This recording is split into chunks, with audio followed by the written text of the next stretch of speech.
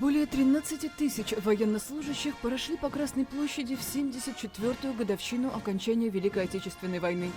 Московский парад принимал министр обороны Сергей Шойгу на новом лимузине-кабриолете «Аурус».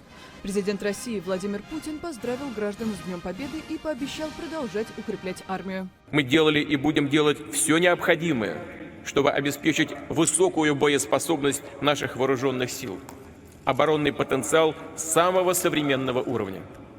Будем и дальше укреплять престиж ратной службы, авторитет солдат и офицеров, защитников Отечества. Пешая колонна состояла из 35 парадных расчетов.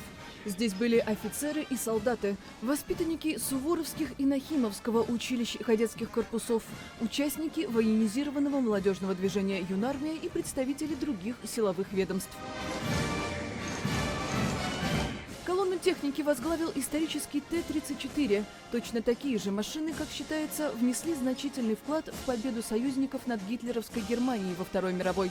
Ну а за легендарным танком последовали более современные достижения российской оборонной промышленности. Всего по Красной площади проехали более 130 образцов военной техники. Это и бронированные автомобили, и бронетранспортеры, и танки Т-72 и «Армата». Не обошлось и без ракетных комплексов «Ярс», «Панцирь» и С-400. Авиационную часть парада в этом году пришлось отменить. Над столицей зависли плотные облака, разогнать которые в преддверии праздника так и не удалось.